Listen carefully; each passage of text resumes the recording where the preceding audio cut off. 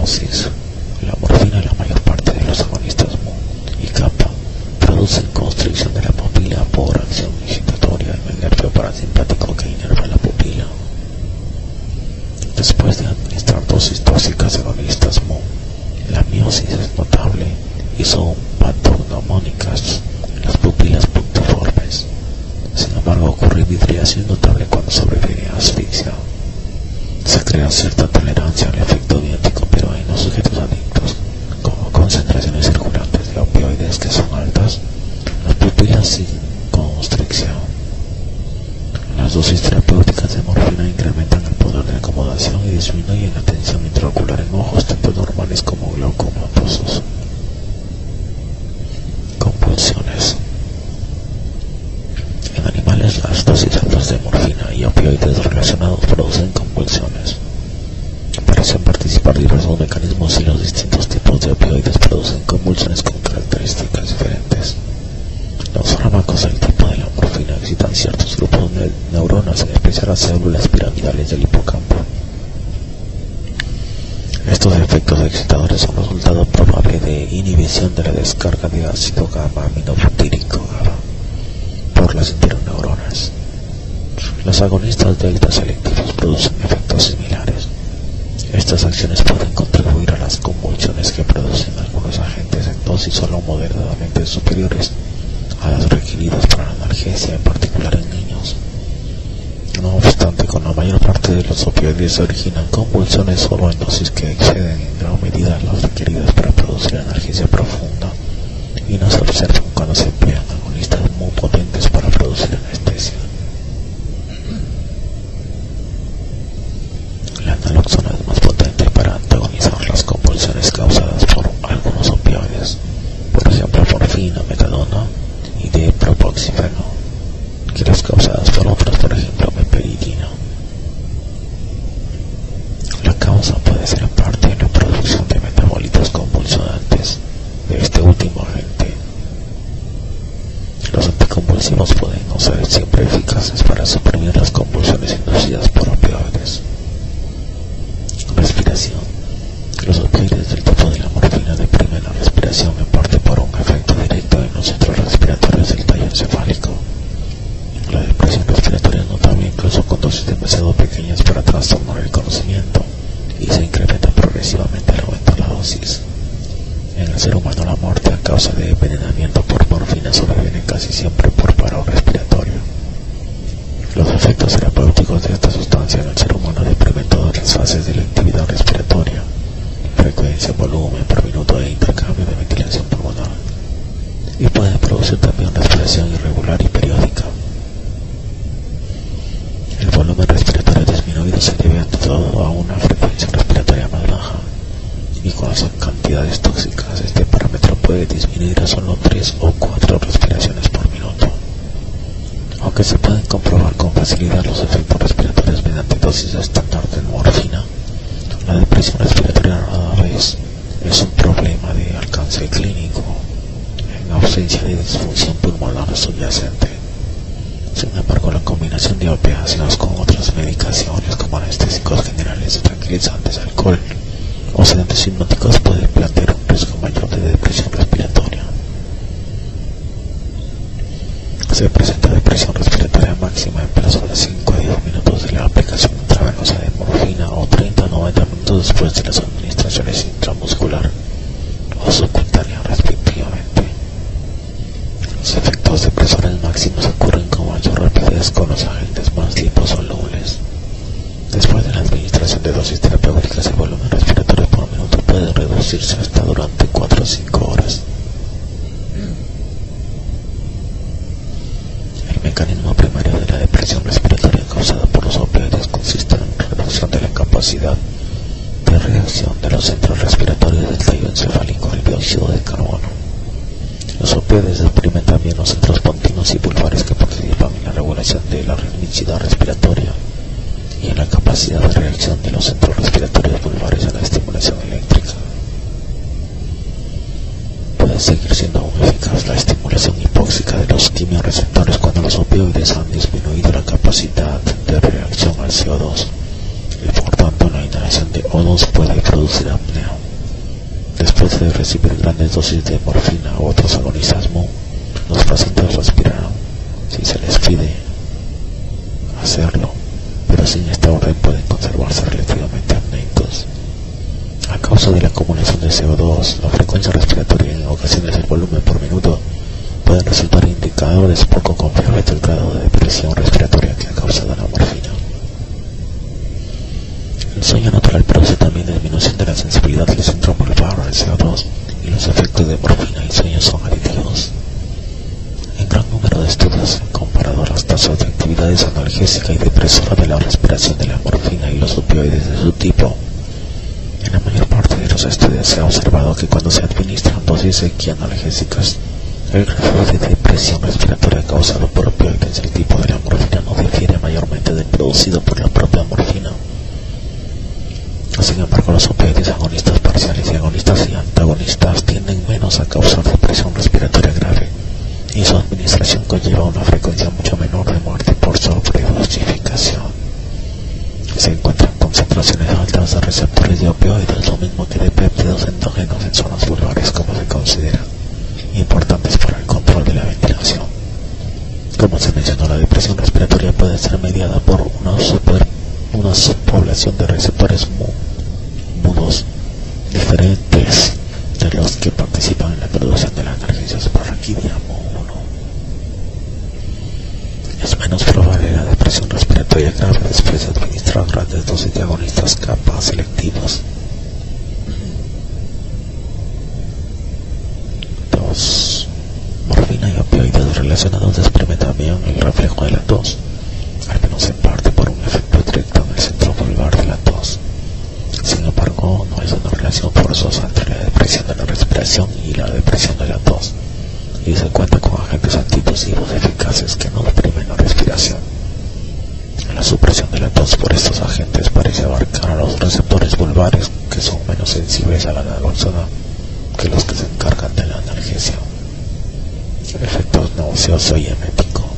La náusea y el vómito causados por los fármacos del tipo de la morfina son efectos adversos desagradables causados por estimulación directa de la zona quimioreceptora desencadenante de la emesis situada en el área postrema del bulbo.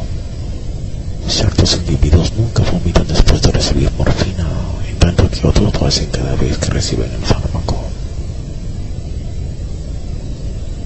Náusea y vómitos son relativamente raros en los pacientes colocados en decúbito que reciben dosis terapéuticas de morfina, pero ocurre náusea en cerca de 40% y vómito en cerca de 15% de los pacientes ambulatorios que reciben 15 miligramos del fármaco por vía subcutánea. Esto sugiere que también opera el componente vestibular.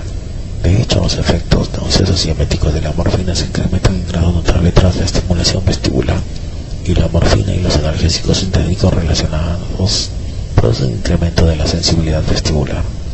Todos los agonistas MU de utilidad clínica producen cierto grado de náusea y vómito. Los estudios clínicos cuidadosamente controlados suelen demostrar que a posología equianalgésica la incidencia de estos efectos adversos no es significativamente menor que la observada con la morfina. Los fármacos contra la enfermedad del viajero cinetosis son a veces útiles para reducir la náusea causada por los opioides en los pacientes ambulatorios. Lo son también las fenotiacinas. Aparato cardiovascular. En el paciente en posición supina, las dosis terapéuticas de fármacos del tipo de morfina no tienen efectos importantes en la presión arterial ni en la frecuencia de los ritmos cardíacos. Estas dosis producen vasodilatación periférica, reducción de la resistencia periférica e inhibición de los reflejos varoreceptores.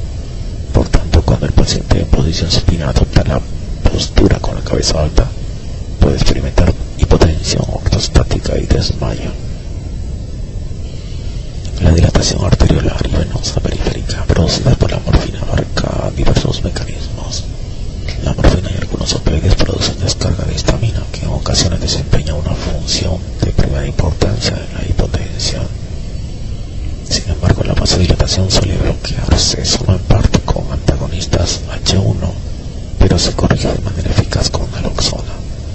La morfina denota también la vasoconstricción refleja causada por el incremento de PCO2.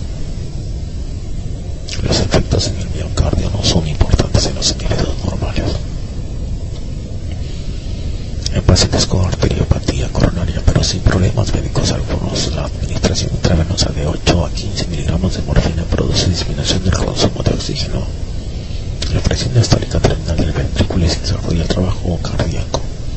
Los efectos en el índice cardíaco suelen ser leves. En pacientes con infarto agudo del miocardio, las reacciones cardiovasculares a la morfina pueden ser más variables que en los sujetos normales y quizá sea más pronunciada la magnitud de los cambios. Por ejemplo, disminución de la presión arterial. Se pueden emplear dosis muy grandes de morfina para producir anestesia. Sin embargo, plantea problemas la disminución de la resistencia periférica y de la presión arterial. Fentanil y sulfentanil, que son agonistas muy potentes y selectivos, tienden menos a crear inestabilidad hemodinámica durante la intervención quirúrgica, en parte porque no producen descarga de histamina. Los opioides del tipo de la morfina deben emplearse con precaución en los pacientes que tienen disminución del volumen sanguíneo, puesto que estos agentes tienden a agravar el choque hipovolémico. Se empleará morfina con gran cuidado en los pacientes de cor pulmonale, puesto que se ha informado de funciones después de las dosis terapéuticas ordinarias en ellos. El empleo concurrente de ciertas fenotecinas puede incrementar el riesgo de hipotensión inducida por la morfina.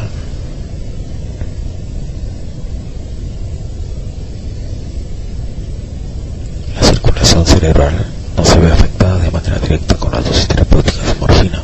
Sin embargo, la depresión respiratoria y la retención de CO2 inducida por los opioides pueden ocasionar vasodilatación cerebral y aumento de la presión del líquido cefalorraquídeo. El incremento de la presión no se produce cuando la PCO2 se conserva a niveles normales mediante ventilación artificial.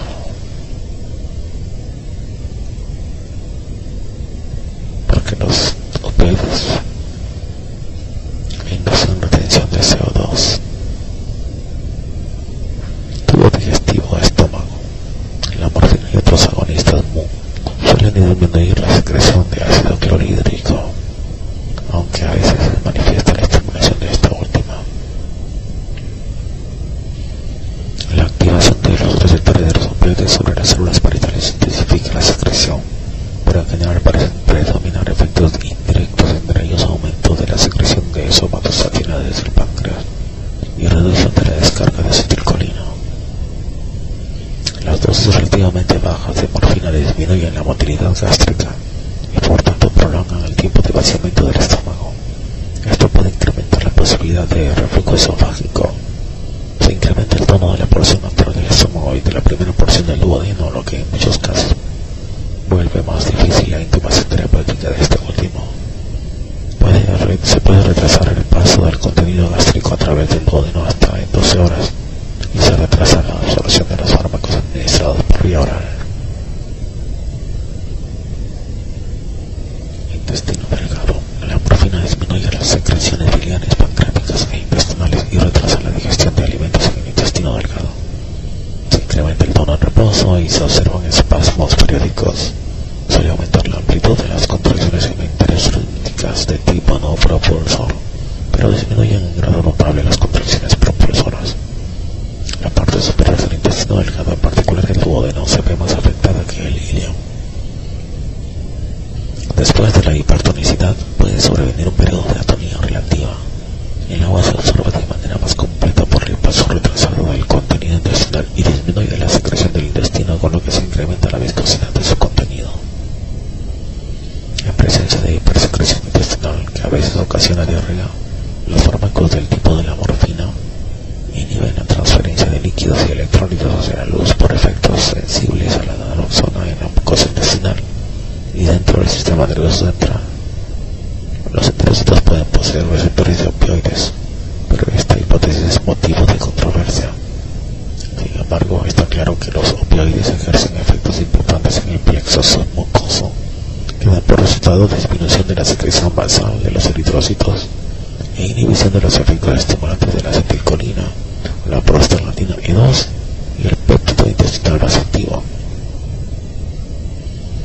Los efectos de los opioides iniciados a nivel del sistema nervioso central o en el plexo submucoso pueden ser mediados en gran parte descarga de noradrenalina y la estimulación de los receptores alfados adrenérgicos de los enterocitos. Manara y Bianchetti en el 85 y Kromer en el 88 han revisado los efectos de los opioides en la secreción intestinal. Intestino grueso después de la administración de morfina disminuye o se abolen las ondas peristálticas propulsoras en el colon y se incrementa el tono de este hasta el punto del espasmo. El retraso resultante del paso del contenido intestinal produce desecación considerable del excremento, lo cual a su vez retrasa su paso por el colon. Suele aumentarse la amplitud de las contracciones rítmicas de tipo propulsor del colon. El tono del esfínter anal aumenta en grado notable y se reduce la relajación refleja por reacción a la distensión rectal. Estas acciones, combinadas con la falta de atención a los estímulos sensoriales normales por reflejo de la defecación a causa de las reacciones centrales del fármaco, contribuyen al estreñimiento inducido por morfina. Mecanismo de acción.